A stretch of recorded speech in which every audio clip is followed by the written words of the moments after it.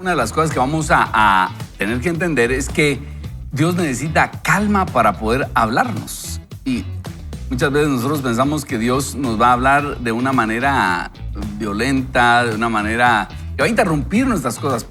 ¿Cuántas veces hemos oído aquellos matrimonios que dicen, bueno, si Dios no quiere aquellos noviazgos que dicen, si Dios no quiere que me case con la fulanita, pues entonces que algo pase antes de la boda, como que va a pasar un rayo y va a aparecer algo extraordinario. Y realmente eso nunca pasa. Nunca pasa algo extraordinario así, de una interrupción. No, vamos a decir que nunca pasa. Pasa poco. Generalmente Dios habla en el silencio. Cuando nos pausamos y tratamos de sintonizarnos con Dios, es ahí cuando Dios nos habla.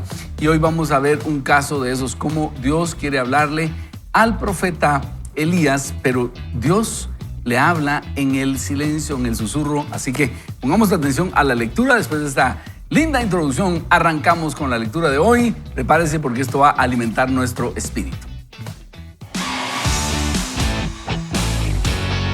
El crecimiento personal inicia con la lectura de la Biblia. Vaya con Dios. Y esta historia se encuentra en el primer libro de Reyes 19, del 1 al 13. Cuando Acab le contó a Jezabel todo lo que Elías había hecho y cómo había degollado a los profetas de Baal, Jezabel mandó un mensajero a Elías a que le dijera que los dioses me castiguen y más aún si mañana a esta misma hora no te he cortado la cabeza como lo hiciste tú con los profetas de Baal. Al verse en peligro, Elías huyó para ponerse a salvo. Se fue a Beerseba en la región de Judá y allí dejó a su criado. Se internó en el desierto y después de caminar todo un día, se sentó a descansar debajo de un enebro. Con deseos de morirse, exclamó: «Señor, ya no puedo más. Quítame la vida, pues no soy mejor que mis antepasados». Se recostó entonces bajo la sombra del enebro y se quedó dormido. Más tarde un ángel vino y lo despertó y le dijo: «Levántate y come». Cuando Elías se sentó, vio cerca de su cabecera un pan que se cocía sobre las brasas y una vasija con agua. Comió, bebió y se volvió a dormir. Pero el ángel del Señor volvió por segunda vez y lo despertó y le dijo: «Levántate y come, que todavía tienes un largo camino por recorrer». Elías comió y bebió y recuperó sus fuerzas y con aquella comida pudo caminar durante 40 días con sus noches hasta llegar a Horeb, el monte de Dios. Buscó una cueva donde pasar la noche y ahí el Señor le dijo: «¿Qué haces aquí, Elías?». Y Elías respondió: «Es muy grande mi amor por ti, Señor, Dios de los ejércitos. Los israelitas se han olvidado de tu pacto, han destruido tus altares, han matado a tus profetas y solo quedo yo, pero me andan buscando para quitarme la vida». Entonces el Señor le dijo: «Sal de tu cueva y espérame en el monte delante de mí». Elías pudo sentir que el Señor estaba pasando porque se desató un viento poderoso que a su paso desgajaba los montes y partía las rocas. Pero el Señor no estaba en el huracán. Tras el viento vino un terremoto, pero el Señor no estaba en el terremoto. Tras el terremoto vino un fuego, pero el Señor tampoco estaba en el fuego. Luego vino un silbo apacible y delicado, y cuando Elías lo percibió, se cubrió el rostro con su manto y se quedó en la entrada de la cueva. Entonces escuchó una voz que le preguntaba: «¿Qué haces aquí, Elías?». Miren ustedes qué linda historia tenemos y cuánto podemos aprender de discernir y entender la presencia del Señor con esta historia. Y es que, recuerden ustedes, antes de esto, Elías retó a los profetas de Baal. Hagamos el contexto. Elías tiene un celo porque el pueblo de Israel ha decantado para adorar a los ídolos. Y Jezabel, que es una reina perversa, es una reina pagana, ha introducido la adoración a Baal, es un dios pagano, en contubernio con el rey israelita Acab. Acab ha permitido esto y el pueblo de Israel volteó su corazón hacia los ídolos. Elías, que es un profeta del Dios verdadero, reta a los profetas de Baal y les dice: «Muy bien, hagamos un reto. El que haga descender fuego del cielo, ese es el verdadero Dios». Hacen el reto y los profetas de Baal pasan todo el día intentando hacer que descienda fuego del cielo y no lo logran. Después le toca el reto a Elías y él hace que traigan agua y que pongan mucha agua sobre el altar que él tiene para que nadie vaya a pensar que son efectos especiales y que él tenía alguna pólvora por ahí, y le ponen mucha agua al altar del sacrificio que él ha preparado, y finalmente él ora y dice: Señor, muéstrate, y desciende fuego del cielo y consume el sacrificio y el agua que estaba ahí. Y entonces el pueblo de Israel dice: Jehová es Dios. Y hacen algo bastante polémico. Elías dice: capturen a los profetas de Baal, y ahí les cortan la cabeza. Eso es bastante fuerte. Sin embargo, a raíz de esto, Jezabel, esta reina malvada, amenaza de muerte a Elías y le dice: mañana te corto la cabeza. Y le entra un temor a Elías y sale huyendo. Eso es lo que acabamos de leer. En medio de ese temor, en medio de esa angustia, el Señor sabe que Elías necesita descansar y tiene una experiencia interesante. Él está metido en una cueva y Dios le dice: sal de esa cueva, y Dios se manifiesta. Hay 4 fenómenos. Uno, dice que hay un huracán, luego hay un terremoto, luego hay un incendio, un fuego, y por último un silbo apacible, y ahí Elías reconoce la presencia de Dios.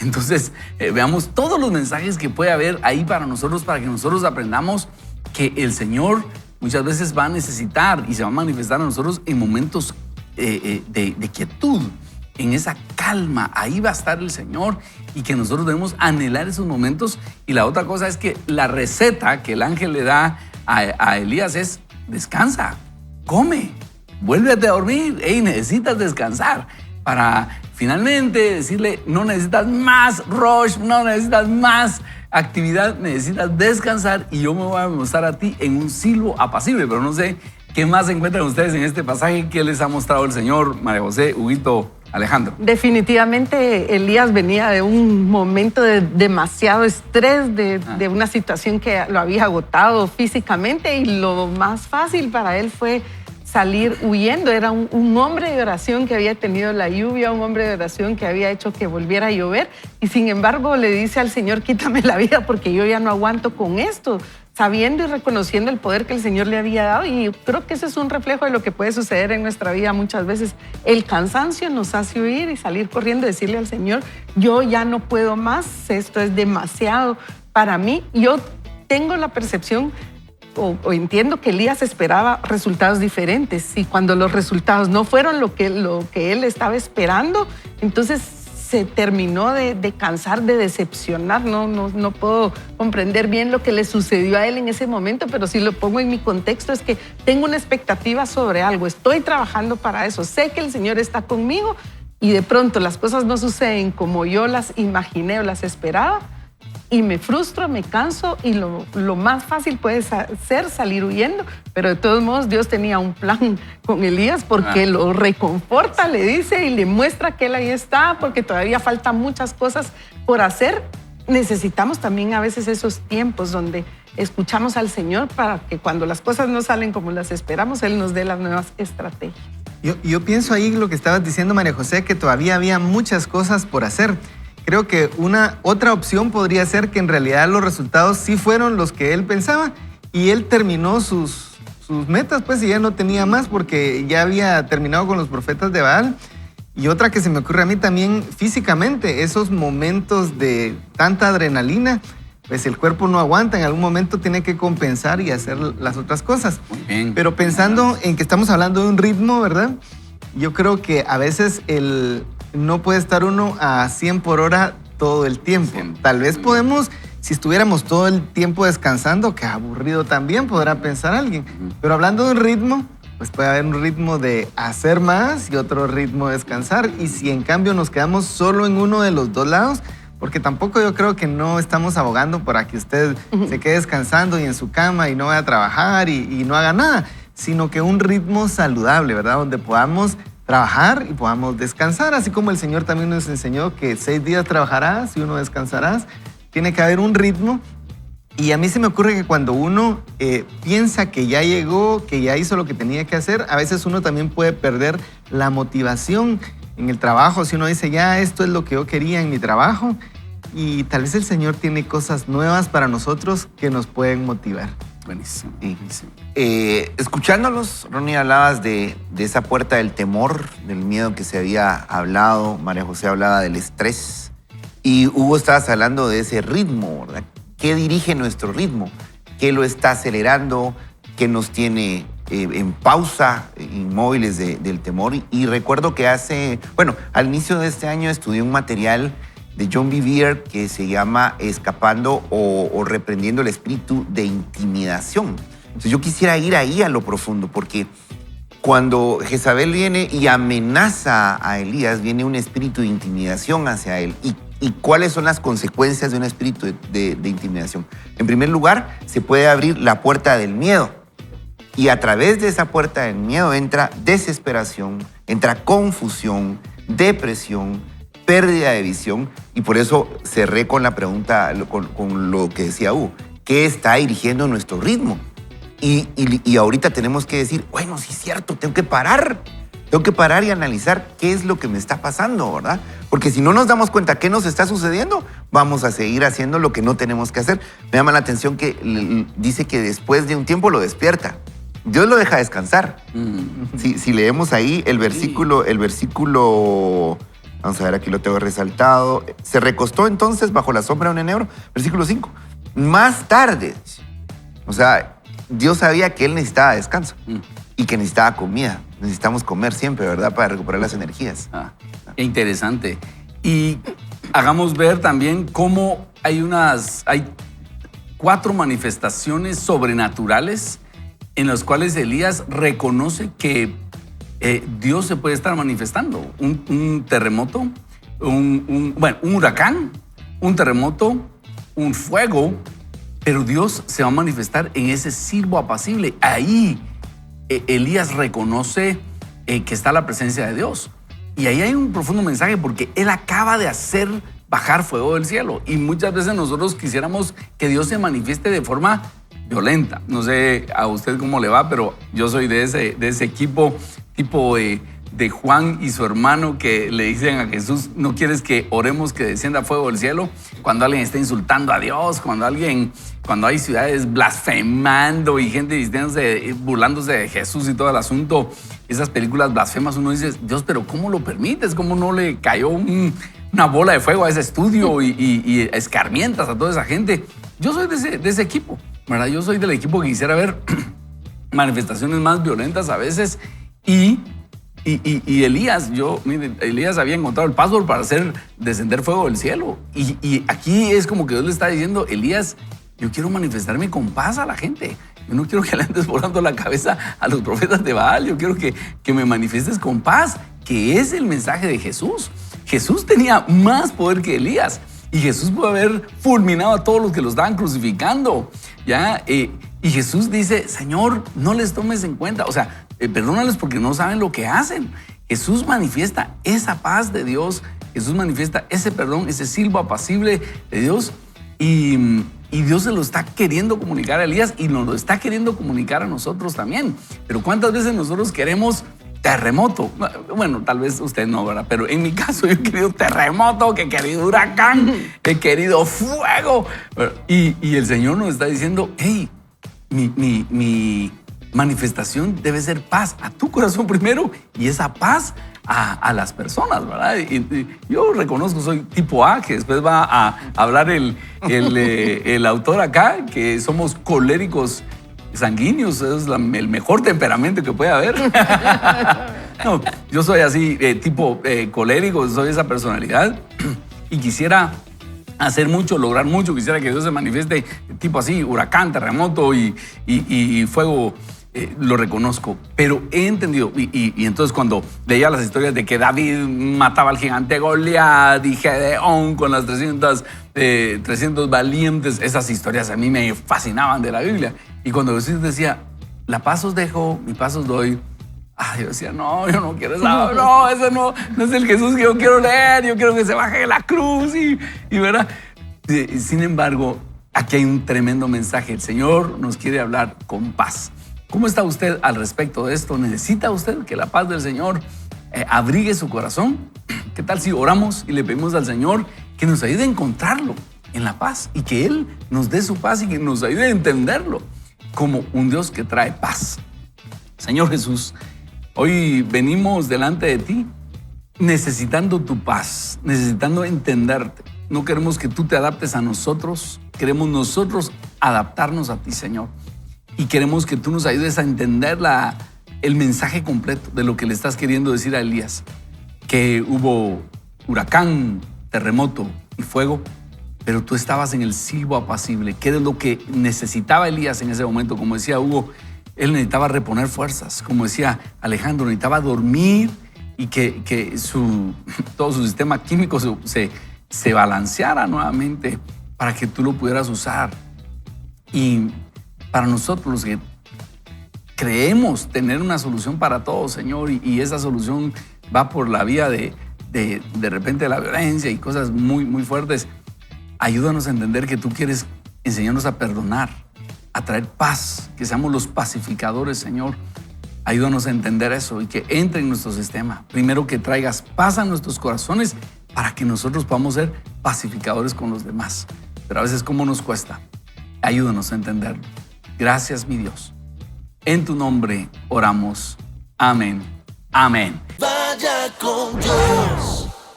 Es por eso que a mí me cuesta un poquito leer este libro, porque no es sencillo leer este libro. Testimonios como el de Freddy Recinos, yo sé que no son escasos. Vivimos en una ciudad complicada, gente que vive en otras ciudades como Villanueva o tal vez San Lucas o ciudades vecinas que vienen a trabajar a la capital. Los horarios son complicados, el tráfico, y no es tan sencillo como busques otro trabajo y sea feliz. O cámbiese de casa, que esté cerca de su trabajo. Esa es la carga que yo tenía al leer este libro. Hay personas que sí pueden tomar decisiones como esas, como vamos a ver, el autor tomó una decisión al respecto.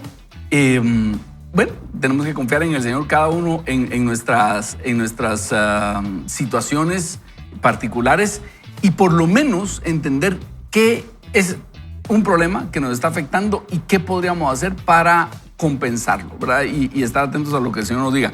Las soluciones no son fáciles, las soluciones son complejas y esa es la razón por la cual a mí me cuesta un poco leer este libro, porque no es algo tan sencillo de aplicar, pero el Señor nos dé sabiduría, le hablo con toda la honestidad. Estamos entonces en el segmento 2 de nuestro libro. Hoy estamos con el tema Un ritmo contra cultura. Así que vamos con el siguiente párrafo. Algo está terriblemente mal. María José, ayúdanos por favor con este párrafo. Y precisamente en este contexto el autor nos dice: algo está terriblemente mal. Un viajero inglés llega a África con la intención de hacer una travesía rápida por la jungla. Pide apoyo a unos locales para que carguen sus pertenencias. Después de un día agotador y luego de una noche de sueño irregular, el viajero se levanta para continuar su camino. Pero los locales se niegan. Exasperado, comienza a persuadirlos y rogarles, pero nada funciona. Obviamente, él les pregunta por qué, y ellos le responden que ellos están esperando a que sus almas alcancen a sus cuerpos. Larry Kaufman, en su relato de esta historia, escribió: este tormento de vida apresurada que muchos tenemos nos provoca lo mismo que esa primera caminata a esos pobres miembros de la tribu en la jungla. La diferencia es que ellos sabían lo que necesitaban para restaurar el equilibrio de la vida. Muchas veces nosotros no lo sabemos. Y no solo escritores religiosos del siglo pasado son los que afirman que la velocidad de esta vida está fuera de control y es peligrosa. Cada vez más expertos opinan así. Psicólogos y profesionales de la salud mental hablan hoy de una epidemia en el mundo moderno, la enfermedad de la prisa, como si la consideraran una patología, o es como si la consideraran una patología. Meyer Friedman, el cardiólogo que alcanzó la fama por la teoría de que las personalidades de tipo A, enojadas y apresuradas de forma crónica, son más propensas a sufrir un infarto de miocardio, inventó el término enfermedad de la prisa, luego de observar que la mayoría de sus pacientes de riesgo cardiovascular manifestaban sentirse hostigados por un sentido de urgencia. ¿Y cómo sabes si tienes esta enfermedad emergente? Aquí te damos algunos síntomas. Ponga atención, pues. Cambiarse de una fila a otra en una caja porque parece más corta o rápida.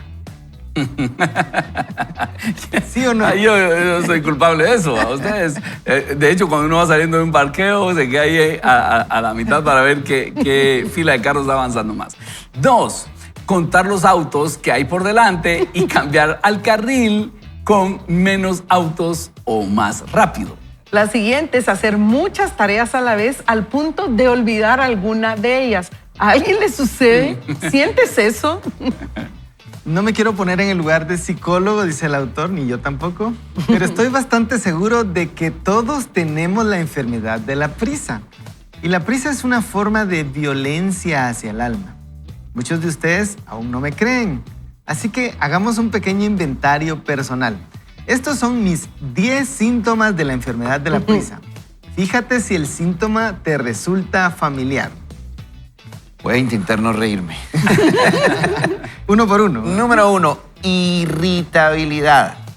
¿Te enojas, te frustras o te molestas muy fácilmente por cosas pequeñas o comunes?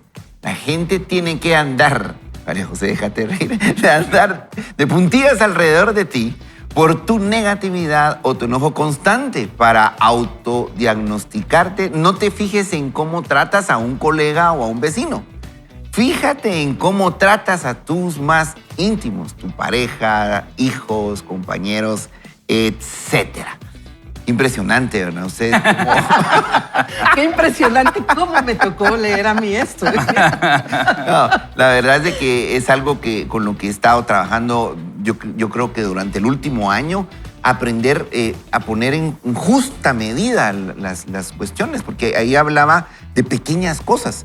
Y a veces ya ni saben cómo va a reaccionar uno, porque grandes cosas uno las toma con tranquilidad y pequeñas cosas, las pequeñas zorras acaban el viñedo, ¿verdad? Tenemos que ponerle atención entonces si no estamos siendo irritables o Sí, mi hija tiene una frase que cuando uno está así, le dice, ¿todo bien en casa? O sea, ¿por qué venís a rematar aquí?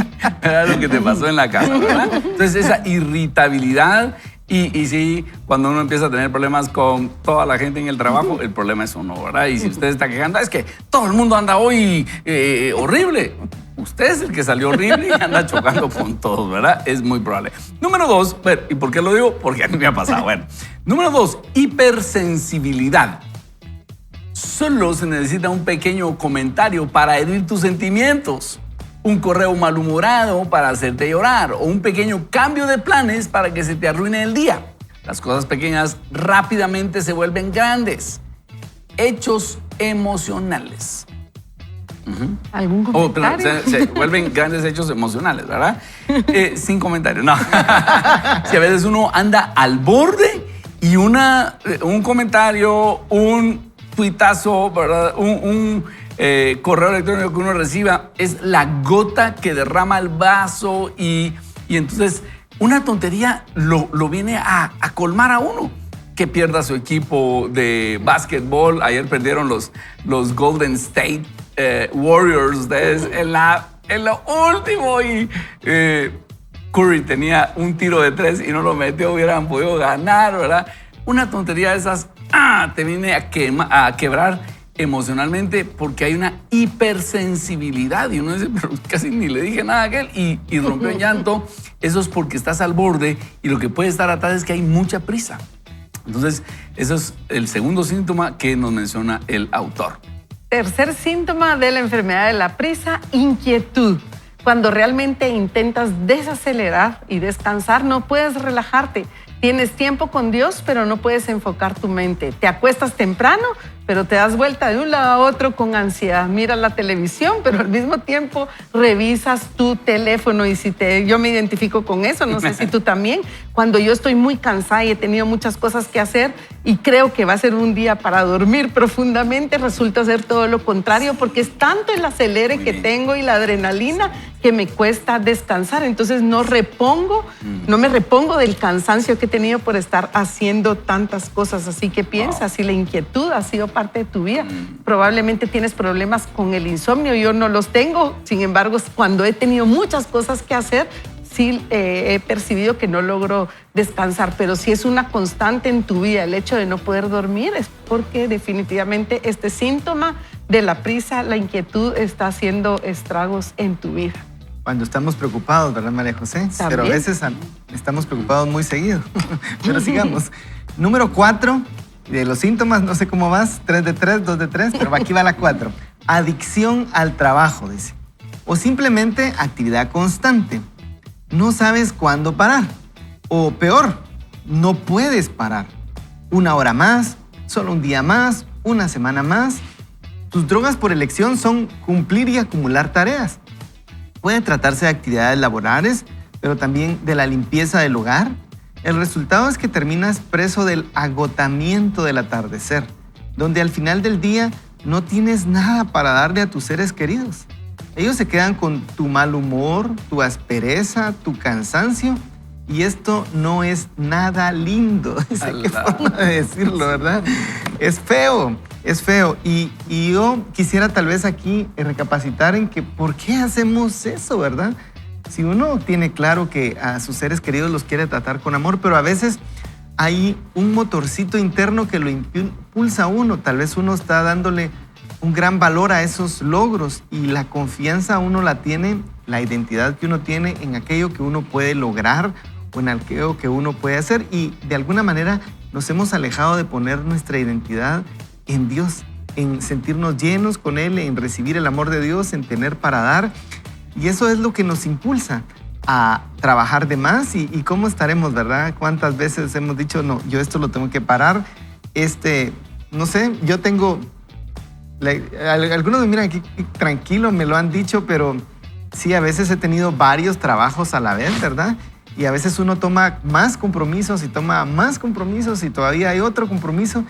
Y a veces también cuesta decir que no, eso también ya lo hemos hablado aquí, ¿verdad? Así que creo que tenemos que tener cuidado con la adicción al trabajo. Adicción al trabajo. Así que tenemos aquí 4 de los síntomas, los hemos leído y los hemos comentado, pero queremos aquí abrir los comentarios para ver si alguno de nosotros quisiera agregar a esto. El autor nos está haciendo ver cómo la enfermedad de la prisa puede llegar a afectarnos, y estamos viendo estos 4: irritabilidad, hipersensibilidad, inquietud y adicción al trabajo. Y yo me identifico con los 4. Hay momentos en los cuales uno está tan lleno que, por ejemplo, la hipersensibilidad, esa gota que derrama el vaso, esa irritabilidad. Y bien dice el autor, a veces uno, en mi caso como pastor, con la gente soy amable y todo, y va a rematar uno con los que tiene en casa. Y injusta e ingratamente uno va a rematar con los que no le pueden responder, ¿verdad? Y con el cliente, con la persona que uno tiene que dar una buena apariencia, no remata. Pero en casa, con los que no pueden responder, los hijos o algún empleado menor, ahí sí van esa irritabilidad, y no es justo, porque hay personas que no tienen la capacidad de responder y reciben toda esa basura, todo ese carácter irritable, y no es justo, simplemente no es justo, y no debemos tomarlo como algo normal. Que se aguante porque para eso está ahí. No, son mis hijos y les hablo como quieran. No es justo, ¿verdad? Es la empleada doméstica y yo le hablo como quiera. No es justo delante del Señor. Eso no es justo. A mí estas autoevaluaciones no me agradan porque saco 10 de 10 en estas sí. En estas sí me echo los 100 y no me agrada mayor cosa. Pero el autor nos dice, la velocidad de nuestra vida está fuera de control y es peligrosa. Lo hemos hablado, como bien Hugo decía, nos enferma, nos estresa la prisa, pero lamentablemente nos hace arruinar nuestras relaciones interpersonales, dañar nuestras relaciones interpersonales precisamente con la gente que tenemos más cerca y como Ronnie decía, con aquellos que tenemos más confianza. Entonces eso es triste, aparte de que nos va a alejar del Señor. Pero si tú ya llevas 4 de 4 o 3 de 4 o solo con uno de estos 4 síntomas, porque aún faltan algunos, yo creo que sí es una alarma de parte del Señor. Y el autor decía, creo que todos estamos inmersos en esta enfermedad de la prisa, el tráfico, esas ciudades dormitorio que hablábamos, las ciudades que están cerca de la ciudad de Guatemala, son ciudades dormitorio, Villanueva, Matitlán, etcétera. Misco también es una ciudad dormitorio donde muchos de nosotros salimos temprano, nuestros hijos van a la universidad desde temprano trasladándose una cantidad de kilómetros que no es una cantidad grande de kilómetros, pero que en medio de eso al final se vive la enfermedad de la prisa con tal de cumplir ciertos horarios y cumplir con muchas cosas que tenemos. Ahora el punto es hasta dónde estoy yo permitiendo que esa enfermedad de la prisa me absorba y me enferme y me provoque irritabilidad, inquietud, adicción al trabajo y todo lo demás que hemos leído. Entonces examina tu vida. Nosotros creo que la estamos examinando muy bien a través de este libro y la palabra del Señor, pero ¿cómo estás tú con la enfermedad? ¿Cómo estás tú? Ah, no, perdón, Hugo, le iba a preguntar a Alejandro. Es que yo pensé que eso de cambiarse de carril para cambiar cuál es el carril más rápido era lo normal, ¿verdad? Y lo que todos debemos hacer, pero aquí con el libro me estoy dando cuenta que es un síntoma de la prisa. Así que si usted es de los que se cambia de carril, así como yo, porque ese le gané 2 carros, dice uno, y no sé cuánto será, pero pues todos nos sentimos así que encajamos en eso. Por otro lado, yo siento que muchos tenemos esa motivación de logro, ¿verdad? Queremos lograr todo aquello que Dios preparó para nosotros. ¿Cómo ponemos el equilibrio? Me parece difícil, pero una de las cosas que encuentro en la Biblia es que dice que tenemos que aprender a estar agradecidos y contentos con lo que tenemos hoy. No que no podamos desear más, pero tenemos que aprender a tener contentamiento. Gran virtud, dice la fe, cuando está acompañada de contentamiento. Así es. Yo creo que a veces allí es donde empieza la semilla para que nosotros después nos metamos a más compromisos. Y a veces es difícil, pero la solución debería ser uno aceptar que hay cosas que uno no puede hacer, ¿verdad? Tal vez hay algo que yo deseo, pero digo, me tengo que esperar para el año entrante, ¿verdad? Y eso es lo que yo siento que ahí es donde duele, porque ahí es donde viene la motivación. Yo quiero hacer más con tal de... Yo eso es lo que miro, que no es solo el síntoma, sino que hay que ver qué es lo que me está motivando. Sí. Y es que como todos son así, y es que como la cultura es así, entonces puedo caer en la trampa de que entonces no está mal. Es más, como es contracultura el ritmo que debemos de llevar, pensamos, no, si no lo hago, el que está mal soy yo. A la el que lento, ahora no avanza. Les voy a contar lo que me pasó esta semana. María José no sabe. No sabe. Yo tenía Según él, no sé. No, pero sí experimentó resultados. Yo tenía que estudiar un contenido y estaba algo atrasado por andar corriendo y no delegar ciertas cosas.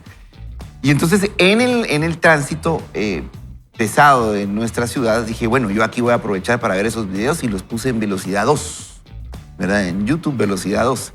Y según yo feliz avancé como en la semana como 7 contenidos. Y el fin de semana que me senté para responder las preguntas acerca de esos contenidos, no había retenido. O sea, tenía la idea, pero no estaba seguro. ¿Adivinen qué pasó? Los volviste. Tuve que volver a verlos en la velocidad 1.5 y ya poder interiorizar y poder comentar con seguridad. Y claro, eso ocasionó que se me apretara más la agenda porque yo le voy a dar algunos consejos breves de cómo salir de esto, ¿verdad? Y no es que yo los haga. Aprender a priorizar y gestionar el tiempo. A veces uno ni se da cuenta. Cuando uno escribe todo lo que se comprometió a hacer, ¿y con qué razón no me dio tiempo? Es que era demasiado. Hay que planificar entonces cuidadosamente, eliminar las actividades innecesarias, delegar, tomarse el tiempo para relajarse y descansar. Qué impresionante todos estos consejos, si los ponemos en práctica, creo que vamos a poder salir de la enfermedad de la prisa, ¿verdad? Poco a poco, un día a la vez, sin estrés. Exactamente. Y como decía Hugo, yo creo que tenemos que tomar en cuenta qué nos motiva, porque a veces, y regresemos a redes sociales, ¿verdad? De repente vemos gente con cuerpos perfectos y queremos ese cuerpo perfecto. Luego vemos gente con carros último modelo y queremos ese carro último modelo. Y queremos todo lo que... Y no vamos a ser todo lo que el mundo nos dice que debemos ser. Y en eso tiene que venir ese contentamiento y decir, no puedo ser todo lo que yo me imagino que puedo ser. Tengo que llegar a cierto contentamiento y decir, talentos recibidos, talentos utilizados. ¿A qué me puso Dios? Voy a ser feliz con eso. Y por ahí viene un poquito la respuesta a esta prisa que estamos teniendo, porque a veces podemos ponernos metas demasiado exigentes para nosotros mismos y en el camino podríamos matar nuestra alma. Como decía esta ilustración que él pone al inicio, este norteamericano llega a África, contrata a unos cargadores y el otro día temprano dice, bueno, ¿nos vamos? No. Vámonos. No. ¿Pero por qué no se levantan? Estamos esperando que nuestra alma alcance a nuestros cuerpos. O sea, nosotros estamos aquí, pero nuestra alma todavía viene caminando, ¿verdad? O sea, usted nos lleva un paso demasiado rápido. Y yo creo que eso tenemos que nosotros tratar de entender, ¿verdad? Y de repente por eso viene ese breakdown, porque nuestra alma está diciendo, ¡ah! ¡Cálmate! Dale despacio. Y nosotros creemos, aguanto. Pero eso fue lo que le pasó al profeta Elías. Tuvo ese, mejor mátame. Muchos ven ahí una depresión, porque su alma no está aguantando el ritmo que él estaba llevando, a pesar de ser un tremendo hombre de Dios que hacía bajar fuego del cielo. Y Dios, a través de esa historia, nos dice, a pesar de que seas un tremendo hombre de fe, necesitas aprender a descansar y reponer fuerzas, ¿verdad? Y el malestar que ocasiona muchas veces que la gente no lleve el mismo ritmo, como la historia que el autor nos contaba, porque él se incomodó mucho con esta gente que no estaba llevando su ritmo. Y yo pienso que a veces tampoco colaboran. Voy al supermercado, yo llevo prisa y hay 10 cajas y solo hay 2 abiertas, entonces ahí empieza la desesperación, pero como no llevo el tiempo suficiente, entonces me irrito, me incomodo. Es que nunca en un banco están abiertas todas, ni en el supermercado. Sí. Este es un reclamo, lamentablemente no podemos dar el nombre de aquellos lugares donde nos constantemente Dios utiliza para tratar con nuestra paciencia, pero tienes que comprender que a veces la gente no lleva el mismo ritmo que tú, y si te estás irritando por eso, ponle ojo. Exacto. Ahora, solo imagínate un jefe que tiene ese ritmo, acelera toda la máquina de su gente abajo. Y es por eso que si usted es líder, es importante que tú entiendas esto con mayor importancia. Bueno, vamos a orar y le vamos a pedir al Señor que nos ayude, que nos dé sabiduría. Padre, estamos ante un tema sumamente actual, delicado, y es aquí donde necesitamos aprender a confiar en ti, Señor. A veces es fácil ver cuando algo es malo, si es evidentemente malo, como estar en drogas o quedarse tirado como ebrio, una inmoralidad muy evidente. Pero esto que es un área gris, una prisa y que puede esconder una falta de confianza en ti o algún ídolo, aquí necesitamos tu ayuda, Señor. Necesitamos tu ayuda, que tú nos ayudes a ver qué es lo que está pasando. Y a esto le sumamos, Señor, vivir en ciudades complicadas de tráfico, con trabajos que no son abundantes, o sea, con oportunidades de trabajo no abundantes. Y es aquí donde vamos a necesitar tu ayuda y tú nos muestres, Señor, qué pasos debemos dar. Tú eres Padre de todos nosotros, Señor. Eres Padre de cada uno. Y hoy traemos delante de ti esta situación. Y este libro que nos pones a leer de John Mark Comer, danos a cada uno sabiduría para manejar nuestra situación. Eres tú el que nos invita al descanso. ¿Qué quieres decirnos a cada uno? Guíanos tú, guíanos tú. Yo sé que tú vas a traer esa paz, ese descanso. En tu nombre, Jesús, oramos. Amén. Amén. Amén. Vaya con Dios. Vamos a continuar leyendo los otros síntomas. John Mark Comer nos da 10 síntomas. Hemos leído 4 y con poca esperanza vamos a leer los otros 6, porque estamos así como que cuando uno da lotería, ¿verdad? Sí, claro, encajo en ese, pero es bueno leer un libro que nos confronta. Así que, María José, léenos el número 5, por favor. Con la esperanza del amor del Señor, de que vamos a ser transformados. El quinto síntoma es el adormecimiento emocional. Simplemente no tienes la capacidad de sentir el dolor de los demás, ni siquiera tu propio dolor. La empatía es un sentimiento raro en ti, no tienes tiempo para eso. Vives como en una especie de fuga constante. Y aquí tengo que comentar, es cierto, a veces yo ya no quiero escuchar más problemas de más personas y lo tengo que confesar. Hace algunas semanas me sucedió algo, una persona estaba comentándome respecto a un duelo que estaba pasando y yo sentía que los ojos me daban vuelta, ya no estaba ni siquiera poniendo atención y eso me llama la atención a mí, entonces que tengo que ponerle atención, principalmente me la tengo que poner a mí porque este adormecimiento también hace pasar por alto muchas cosas y muchas necesidades que yo tengo, no se diga con las personas. O sea, llego a cargarme tanto de escuchar tantas cosas, de saber tantos problemas, que en algún momento quiero cerrar mis oídos y mis emociones también. Pero es interesante porque mis emociones se pueden adormecer, pero por otro lado, otras emociones como la irritabilidad y la hipersensibilidad también están a flor de piel. Entonces, ese es el quinto síntoma, el adormecimiento emocional. Yo te puedo dar mi tiempo para que nos sigas. Bueno, Bien. vamos con el 6 entonces, que dice prioridades fuera de lugar. ¿Te sientes desconectado de tu identidad y tu llamado? ¿Siempre te ves absorbido por lo urgente y no por lo importante? ¿Tu vida es reactiva y no proactiva? ¿Estás más ocupado que nunca y sientes que no tienes tiempo para lo que realmente importa? Pasan los meses, años o décadas y te das cuenta de que aún no has tenido la oportunidad de hacer todas las cosas que dijiste que eran las más importantes en tu vida. Bueno, pues esto es otro síntoma, ¿verdad? Cuando las prioridades están fuera de lugar y estás tan ocupado que no logras hacer aquello que es importante. Y perdón, yo vuelvo a lo mismo, ¿verdad? Que es las motivaciones. Yo creo que a veces uno, ya nos habló el autor, por ejemplo, la vez pasada, cuando uno tiene el deseo de la aprobación y se vuelve adicto a la aprobación, que uno empieza a hacer cosas tal vez reactivamente de acuerdo a las personas que llegan a nosotros y no determinamos qué es lo que Dios nos ha dicho a nosotros, qué es lo que debemos de hacer. Y entonces por eso tomamos más compromisos, ¿verdad? No es que no debamos escuchar a los demás, pero debemos escuchar qué es lo que Dios quiere para nosotros para poder tener nuestras prioridades en orden. Tal vez la prioridad debería ser estar con nuestra familia a veces, si no lo estamos. A veces nuestra prioridad debería ser tener un momento de oración o un momento con Dios. Así que el Señor nos ayude, ¿verdad?, a poder fijar las prioridades. Y me llama la atención lo que dice aquí, tu vida es reactiva y no proactiva.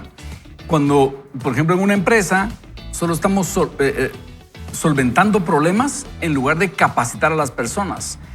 Y nosotros tenemos que, si estás dirigiendo una empresa, mejor invertir tiempo capacitando a las personas, porque si no lo haces vas a estar solo resolviendo problemas por falta de capacitación. Entonces, la prioridad debe ser educar más que reparar, ir siendo proactivo más que reactivo.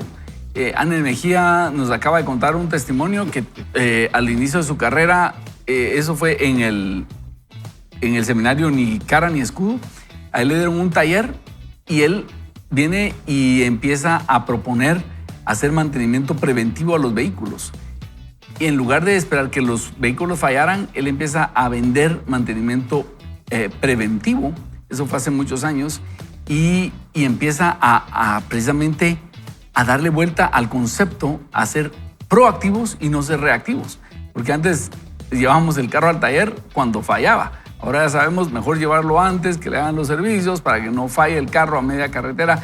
Y algo así debemos nosotros hacer con nuestras cosas. Es mejor adelantarnos por prioridades y no esperar que fallen para tratar de hacer algo. Eso veámoslo con nuestros equipos de trabajo y vamos a tener un mejor resultado. Alejandro. De hecho, lo que comentás tiene que ver con este punto. Dice, falta de interés en tu cuerpo. No tienes tiempo para las cosas básicas como 8 horas de sueño por la noche, ejercicio diario, alimento casero saludable, aumentas de peso, te enfermas varias veces al año, sueles despertarte cansado, no duermes bien, vives los 4 jinetes del apocalipsis del alimento industrializado, cafeína, azúcar, carbohidratos, procesados y bebidas dañinas, dice. Protesto, quitemos la cafeína de ahí. Solo No, los carbohidratos. ¿cuánto tiempo vamos a esperar para nosotros fijarnos en poner nuestra mirada en nuestro cuerpo, en hacer ese ejercicio preventivo, ¿verdad? No hasta que ya nos dicen, miren, si no hace ejercicio, usted va a desarrollar una diabetes, si usted no hace ejercicio, usted no va a controlar su presión. Me lo hablo a mí mismo, de hecho, hoy me toca examen para ver si gané ahora sí los triglicéridos después de 6 meses. Algunos que me conocen van a decir que no, pero bien me traté de portar bien así, a ver cómo me va. Necesitamos hacer esa pausa, sobre todo viendo ahí la edad. Ejercicio y Sí, sueño. claro. No, y es que en las carreras comemos mal. Claro. No hacemos el tiempo para comer. Yo no sé, pero a mí me han contado que algunos desayunan cuando van manejando. Claro, claro. ¿Verdad? Yo no sé si a usted le pasa, ¿verdad? Pero analicemos lo que el Señor nos está hablando por medio de este libro. Y lo que está diciendo tiene que ver con el 8, conductas evasivas. Ya cambiamos de tema. Conducta evasiva. Cuando estamos muy cansados para hacer lo que en realidad le da vida a nuestra alma, nos desviamos hacia nuestra distracción por elección. Comer o ver en exceso, un maratón de Netflix, mirar redes sociales, ver pornografía, nombra tú el narcótico natural preferido y pronto encuentras o te encuentras atorado en ese circuito de retroalimentación negativa de las adicciones socialmente aceptadas. Entonces, dice el autor que la conducta evasiva, meternos en drogas socialmente aceptadas, eso es lo que está diciendo, o ¿cómo le llaman aquí? Adicciones socialmente aceptadas, que sería exceso de televisión o Netflix, dice acá, redes sociales, pornografía, cosas que comer o beber en exceso, que serían cosas socialmente aceptadas, que son una evasiva hacia los problemas que estamos teniendo. Y como decíamos en la oración del segmento anterior, como de repente no es quedarse tirado ebrio o estar consumiendo una droga de las prohibidas, entonces no lo miramos como un problema. Y es ahí donde se convierte en una conducta evasiva, porque a pesar de que estar mal, no está tan malo. Y es ahí donde tenemos que pedirle ayuda al Espíritu Santo y decir, Señor, ayúdame a identificar qué conducta evasiva y por lo tanto destructiva estoy adoptando para no enfocarme en los verdaderos problemas. Número 9, María José. Síntoma número 9, para mí el más delicado, y seguramente si este está presente es inevitable que los otros de igual manera lo estén, y es la disminución de las disciplinas espirituales.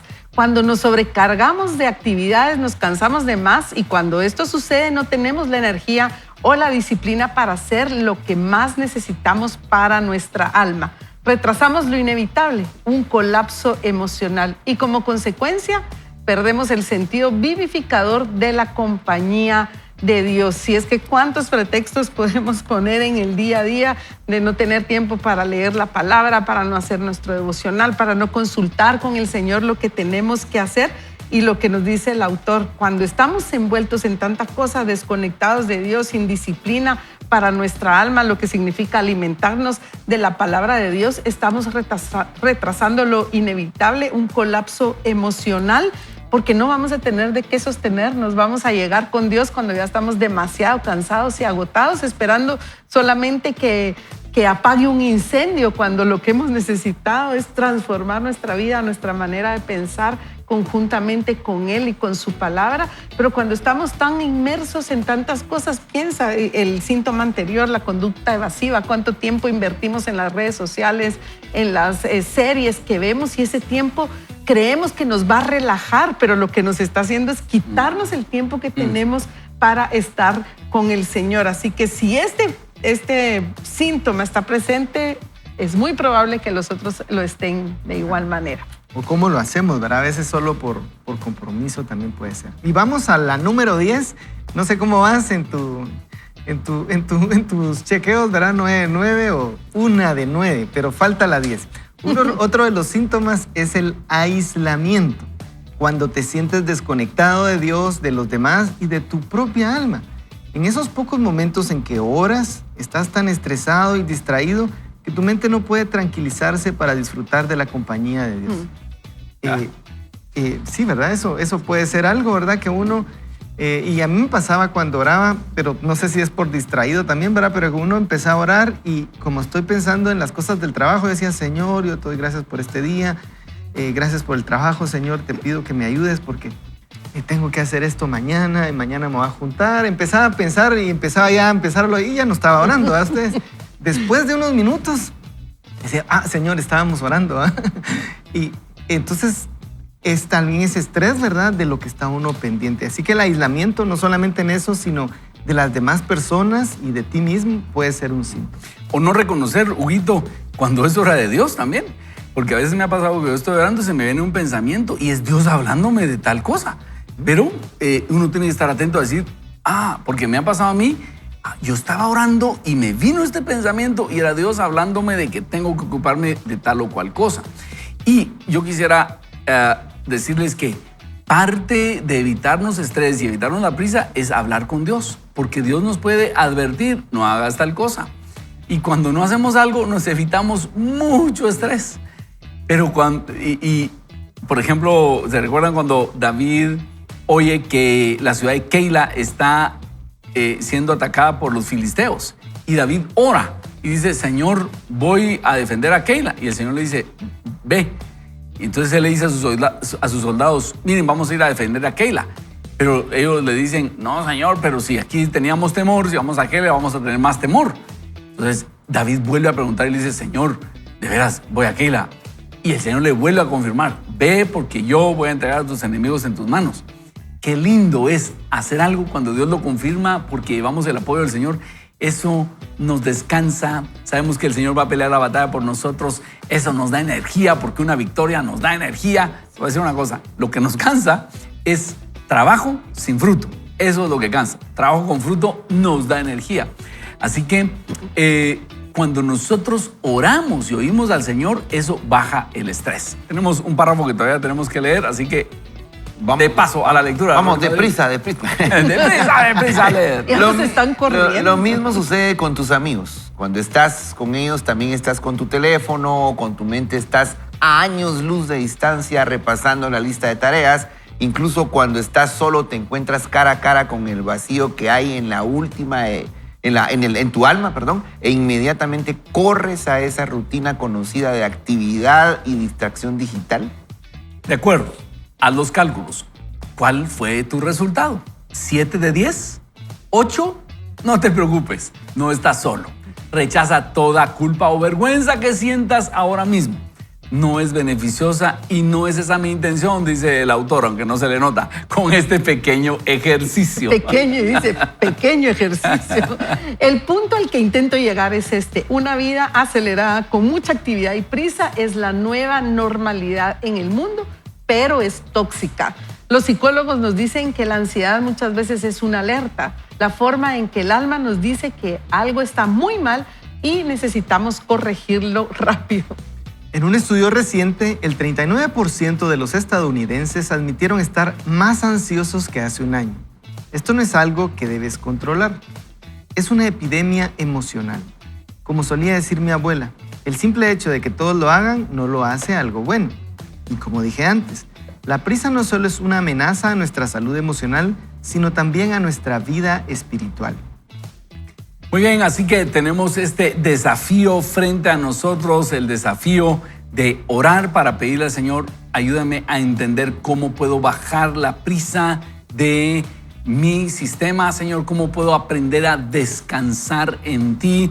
No sé si mis amigos aquí de el set tienen algún comentario en relación a este párrafo que acabamos de leer y qué bueno que John Marcó me lo dice. Mire, no se sienta mal, no se sienta acusado. Ese es el ritmo que todos llevamos y dentro de esa complejidad de vida tenemos que encontrar qué nos dice el Señor para poder bajar esa prisa, María José, Alejandro, Huguito. Y el Señor nos dice muchas cosas en su palabra. Es interesante, por ejemplo, leer Proverbios 21:5. Los pensamientos del diligente ciertamente tienden a la abundancia, mas todo el que se apresura alocadamente, de cierto va a la pobreza. Buenísimo. Y Proverbios 19:2, no es bueno actuar sin pensar, la prisa es madre del error. El tonto fracasa en todo y luego dice, Dios tiene la culpa. Hay muchos consejos del Señor para bajarle a la prisa, para no dejar que la toxicidad de la prisa nos alcance a nosotros, alcance a nuestras familias y alcance a todo lo que está a nuestro alrededor. Yo quisiera decir que la prisa se puede manifestar en decisiones financieras, también en cómo manejamos nuestro tiempo o incluso nuestras relaciones. Pero si tú eres de los que se identifica con estas cosas, al igual que yo, podemos también pedirle al Señor ayuda, ¿verdad? Yo creo que eso es parte del asunto, que el Señor nos ayude y aún si estamos ya en problemas financieros, de tiempo o relacionales, creo que el Señor nos puede ayudar a salir adelante, ¿verdad? Si podemos, no importa en qué estemos, siempre podemos pedir la ayuda del Señor. Yo solo con el cierre, porque dice que la prisa afecta nuestra vida espiritual, nos aleja de Dios en la oración, no nos permite tener tiempos de oración, no nos permite reunirnos con otros creyentes. Y eso tenemos que ponerle ojo entonces, ¿verdad? Nos aparta de Dios.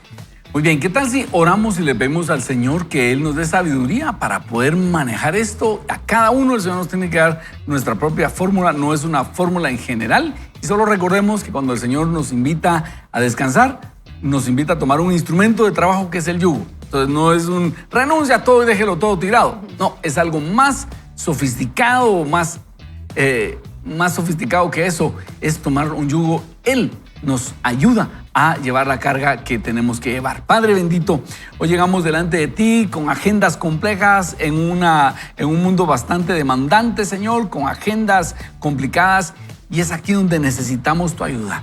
Y es intrigante que tú nos invitas a tomar un yugo para descansar. Eso quiere decir que tú te pones al lado nuestro para ayudarnos con esa carga. Hoy te pedimos que tú nos ayudes. Queremos ponernos tu yugo. Maestro, queremos que tú nos ayudes. Aceptamos tu oferta de ayudarnos con la carga que tenemos. Y en esta situación compleja, de ciudades enormes, con mucho tráfico, con agendas complicadas, danos sabiduría para saber qué hacer y qué no hacer. Y sobre todo, danos tu gracia. Danos, Señor, ese favor que tenía José, que todo aquello donde él ponía su mano era prosperado por ti. Gracias, mi Dios. En tu nombre oramos. Amén.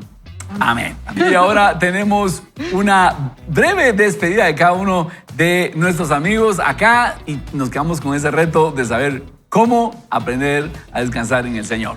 María José. Salmos 37:7 dice: quédate quieto en la presencia del Señor y espera con paciencia a que Él actúe. En nuestra oración para ti y para nosotros es que podamos estar quietos delante del Señor. Dios te bendiga. Yo te motivo a que busques al Señor, que Él te puede mostrar las razones y las motivaciones para que puedas realmente descansar en Él. Esta temporada está buenísima, pero no sé qué es, solo con el capítulo de hoy. Como lo está diciendo nuestro pastor Ronnie, pues vamos a traer ahí también ese balance. El autor nos va a mostrar ese balance para vivir con la velocidad que Dios quiere que vivamos. Y escuche la promesa que Dios le da a Moisés en el desierto. El Señor le dijo: mi presencia irá contigo y te haré descansar. Qué promesa más linda. Éxodo 33:14.